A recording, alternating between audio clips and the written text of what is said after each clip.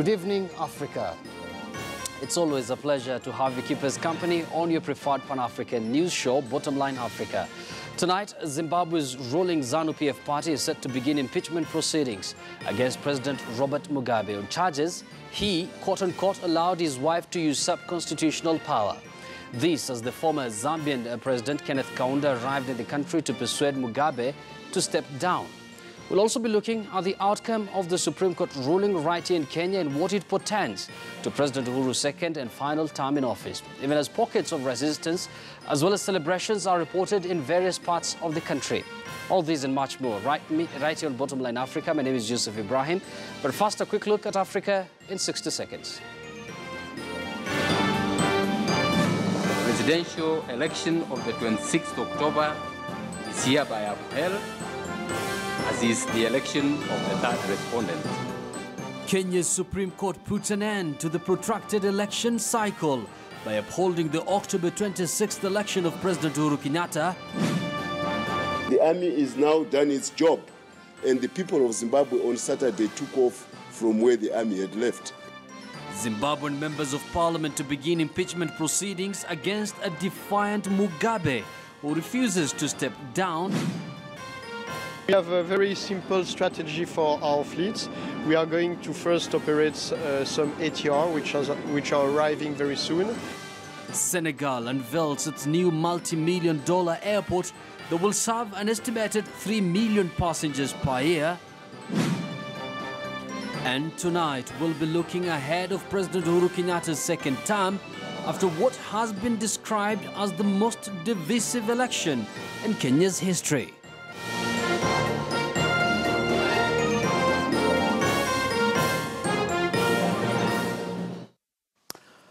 Good evening once again. If you're just joining us, the program begins right now. To help me discuss that last bit of a highlight tonight, we have three gentlemen in studio. We have Kakai Kissinger, who is a lawyer and doubles up as a political analyst. He has experience in electoral matters. We also have Washington Makodingo, a Jubilee strategist and a political analyst, as well as Kami Suwidi, a NASA strategist, as well as a political analyst. I'm going to talk to them shortly. But for now, on our Twitter poll tonight, we are asking you, are you confident that Kenya will heal from the 2017 election? Are you confident that Kenya as a country will heal, and move forward from now on, now that the Supreme Court has made its final ruling? So once again, are you confident that Kenya will heal from the 2017 election? You know, the drill. Our Twitter handle is at KTN News. You can as well tweet me at Yusuf Ibra. The hashtag is Bottomline Africa. I'm going to go through some of your feedback within the program. But for now, let me begin with our top story tonight. President Uhuru Kenyatta's supporters waved Kenyan flags and danced outside the Supreme Court after the court unanimously upheld his re-election in last month's repeat presidential vote. Now, Chief Justice David Maraga said all 6 judges dismissed the 2 legal challenges to the vote, but the opposition National Super Alliance, that is NASA, coalition insisted the government was illegitimate. Kenyatta's main challenger, NASA's Raila Odinga, said in a statement by his advisor Salim Lon that the ruling, quote-unquote, did not come as a surprise and said it was a decision taken under duress without giving evidence.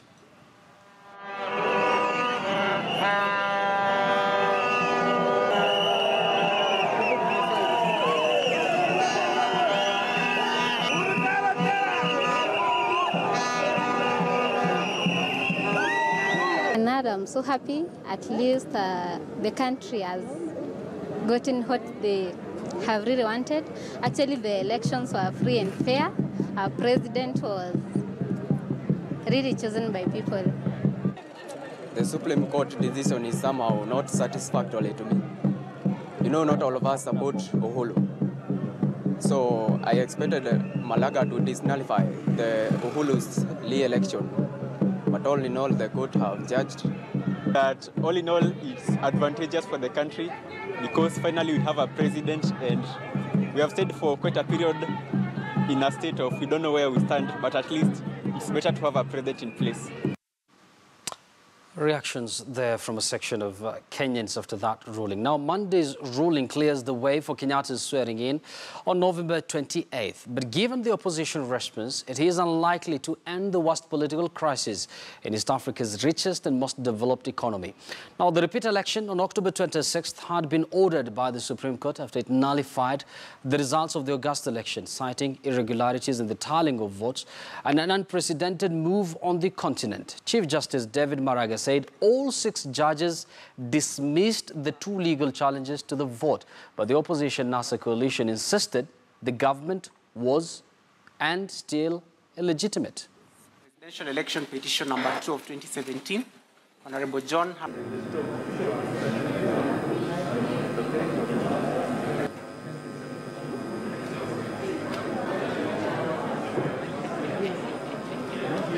The court has unanimously determined that the petitions are not merited, and the final orders pursuant to Article 140 sub-Article 2 of the Constitution, as read with Rule 22 of the Supreme Court Presidential Election Petition Rules 2017, are as follows. Petition number 2 of 2017 by Honorable John Haron Mwau versus the Independent Electoral and Boundaries Commission and 2 others, as consolidated, is hereby dismissed. Petition number 4 of 2017, Njonjo Mue and another versus the chairperson of the Independent Electoral and Boundaries Commission and 3 others, as consolidated, is also hereby dismissed. As a consequence, the presidential election of the 26th October is hereby upheld, as is the election of the 3rd respondent. The court agreed with our case that really there was no case in the first place and there was no reason to nullify the elections. And I think it's good for the country. I mean, good in the sense that we have gone through a constitutional process that's provided for in the Constitution. One is we have satisfied that. The court has spoken twice. One is, it said that people should go back to election. Our client, in obedience of that order, went back to election. It's only his opponent who refused to go back. And now that the court has reaffirmed his victory, validated it, we are happy for him, we are happy for the country. And with that, many believe that with that ruling, Kenya's election calendar, at least for 2017, has officially ended. But we are asking you in a Twitter poll once again, are you confident that Kenya will heal from the 2017 election? The ruling has been made, people have voted, they've made their choice. Despite the back and forth, we are asking you, are you confident that Kenya will heal from the 2017 election? Our Twitter handle once again is at KTN News. You can as well tweet me at Yusuf Ibra. The hashtag is Bottomline Africa. Now, from Kenya's politics, let me cross over to the south of the continent, and members of Zimbabwe's ruling ZANU-PF party have met to discuss the possible impeachment of President Robert Mugabe after a deadline for his resignation came and went. Now, draft impeachment motion says President Robert Mugabe is a source of instability, has shown disrespect for the rule of law, and is to blame for an unprecedented economic tailspin over the past 15 years. Parliament is expected to debate impeaching Mugabe when it next meets on Tuesday. Now, the deadline was set by Mugabe's own party, that is ZANU-PF. The embattled leader surprised Zimbabweans on Sunday, and actually the world, declaring on TV that he planned to remain as president. The crisis began 2 weeks ago when the 93-year-old leader sacked his deputy, Emerson Mnangagwa, angering army commanders who saw it as an attempt to position his wife Grace as the next president. Zimbabwe has since then seen huge street rallies. He will then have to settle his issues with the people of Zimbabwe once more. If last time there was 1 million and 1.5 million people, we are appealing to the people of Zimbabwe, those who came to bring another Zimbabwean, so that we double the crowd. And we have gone to the court today. We are hoping that the case is registered to say that Mugabe, he was derelict of his executive duty, forcing the head of the army to intervene to arrest criminals. And the army is now done its job. And the people of Zimbabwe on Saturday took off from where the army had left.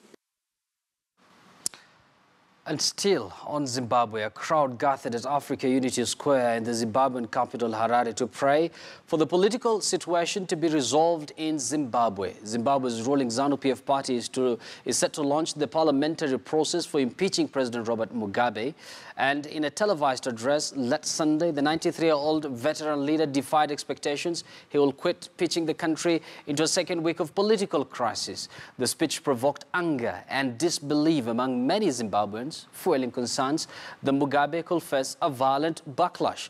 University students also held similar protests in Harare.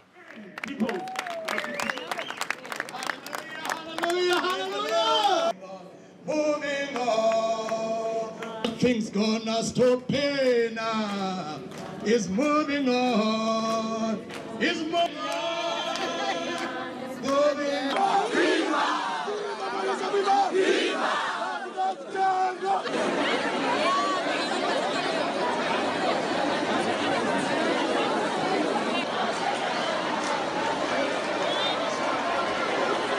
The president hasn't resigned, and we are here today, and we still have the same president. But I want to urge the Zimbabweans that this is not the time to give up.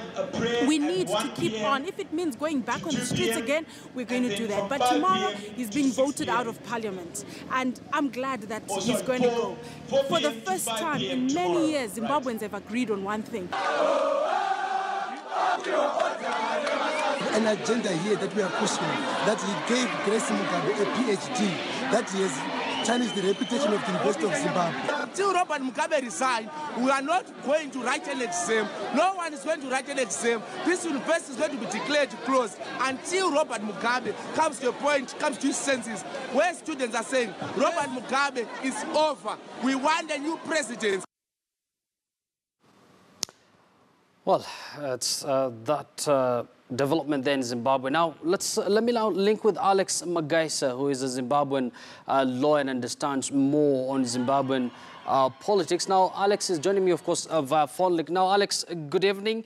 And from the development today, Mugabe has ignored, of course, today's noon deadline to resign after literally fooling the world yesterday. Many thought that he's going to resign, and apparently an impeachment motion is going to be, debated there in Parliament. Will it be necessarily successful, or does it still have some support among the members of Parliament?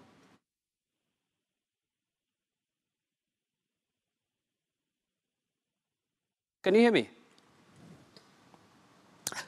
Well, it seems we've lost Alex, but I'm going to link up with him later. Of course, Alex Magaisa is a Zimbabwean lawyer, and he also once served as an advisor to former Zimbabwean Prime Minister Morgan Tsvangirai. I'm going to engage with him shortly. Now, at least 15 women were killed and 5 injured Sunday in a crash as food aid was distributed near the coastal tourist town of Essaouira in western Morocco. Now, the accident happened in the village of Sidi Boulalam, around 60 kilometers from Essaouira. A witness told AFP that hundreds of women had gathered at a village marketplace for a distribution of flour organized annually by a prominent benefactor from the region who lives in the commercial capital Casablanca. Now, the doctor said all those killed were women, adding that 10 more had been injured and the 2 were in a critical condition. The injured were evacuated to a hospital in Marrakesh.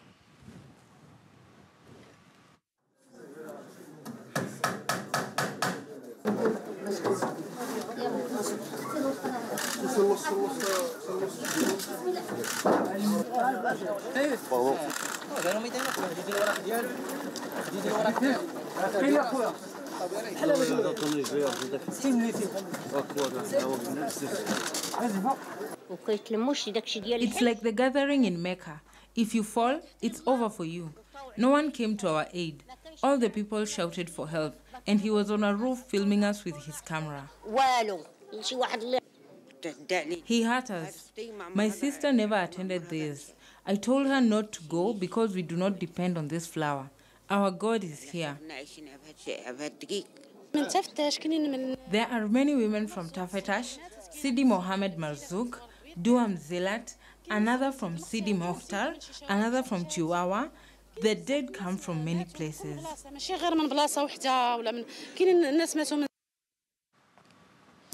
Apparently, we now have Alex back online. Alex is a Zimbabwean lawyer and is going to tell me more the political development there in his country, that is Zimbabwe. Alex, good evening. Now, once again, Mugabe ignored today's noon deadline to resign after literally fooling the world yesterday. Many people, of course, Zimbabweans and across the world expected him to resign. So apparently, there's an impeachment motion.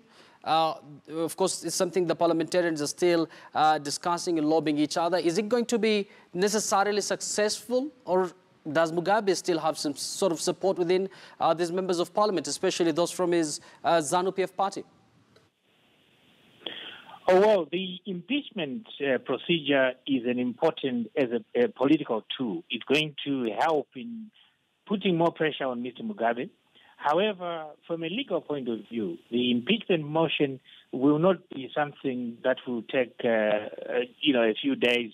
It's not a walk in the park. As a person who is accused of a number of transgressions, he will be given the opportunity to defend himself in accordance with the constitutional rights as well as the principles of natural justice.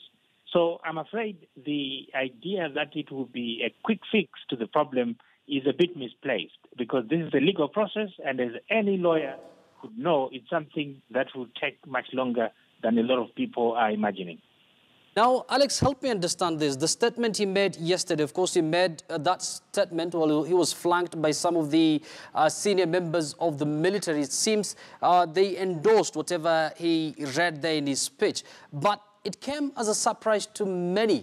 You know, many thought that he's going to resign. Does it mean that the military also stands with him while he was making that statement? You know what? It came as a shock. It was a stunning statement to most people around the world, because we were all expecting that he would be telling the world that he's now resigning. But of course, Mugabe had one more trick up his sleeve.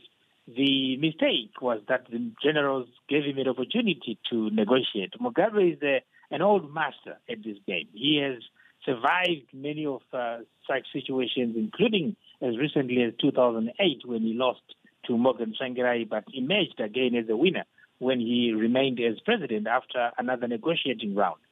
My honest opinion is that I think he has managed to secure some deal that he could depart perhaps at the Congress in December, when his party is going to be meeting.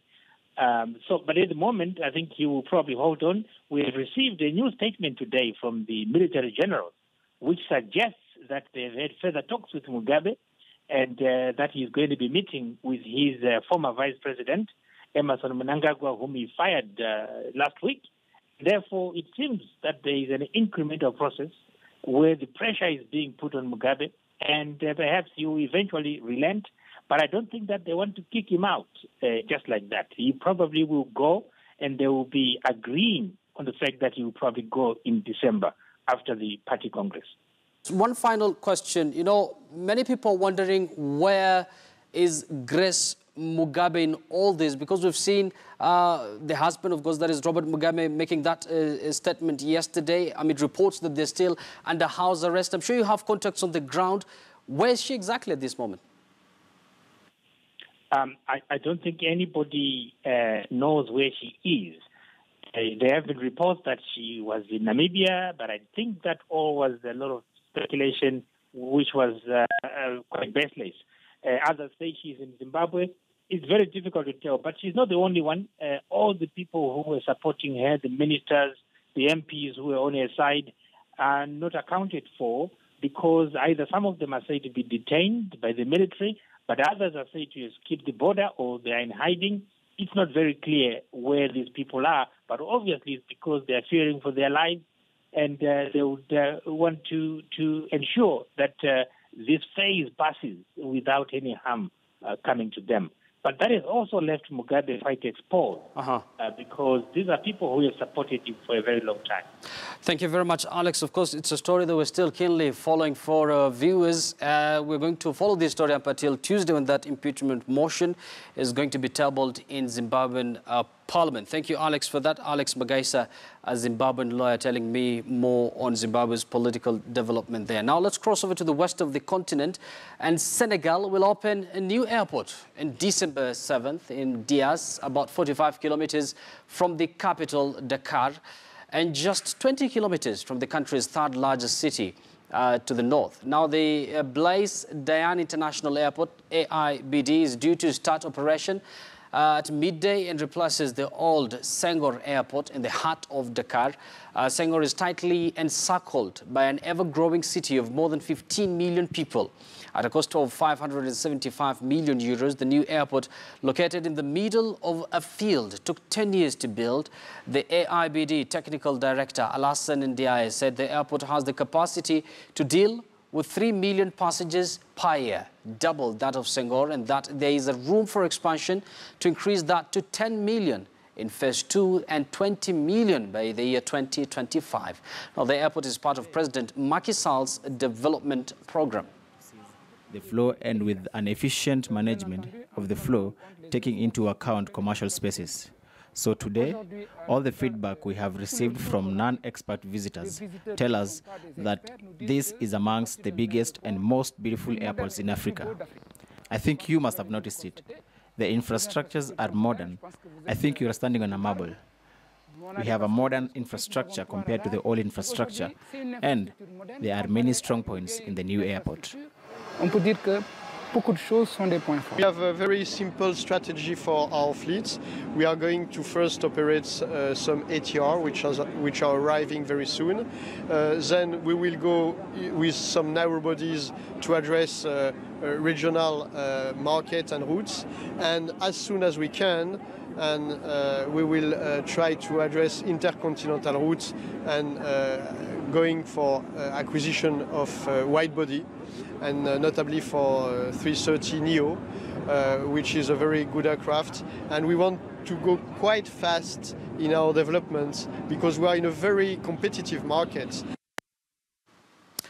Well, that report from Senegal takes us to a very short break, but when we return right on Bottomline Africa, we'll discuss more on Kenya's political situation at a time when the Supreme Court there upheld President Uhuru Kenyatta's victory in last month's election. And on a Twitter poll earlier, we did ask you, are you confident that Kenya will heal from the 2017 election? Already 1,642 of you have voted, and our polls are going to close after 16 minutes. So make sure you put your input there before we close our polls. We already have a guest in studio with us, including Calvin's Odoyo Owidi, a NASA strategist, as well as a political analyst. Washington Makudingo is also here, as well as Kakai Kissinger. I'm sure it's a discussion you don't want to miss. Stay with us. We'll be right back.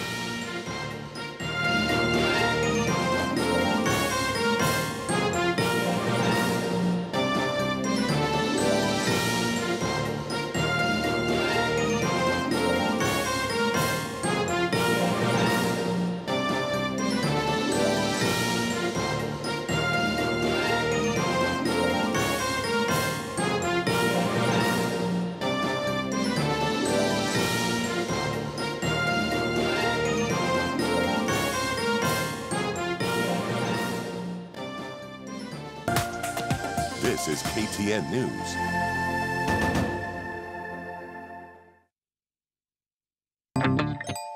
I run a mobile phone business whereby I sell accessories, I do phone repairs. Mostly I sell iPhone accessories. I've had my business for 1 year.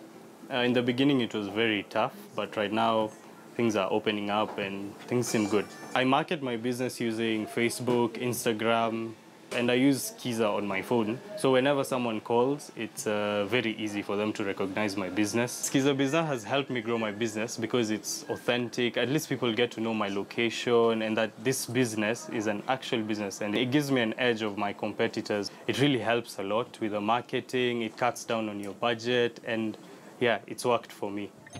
To get your personalized business tune, send an SMS with your business name, location, and a brief description of your product or services to 22229 and watch your business grow. Skiza, grow your business. The convenient way to advertise your business.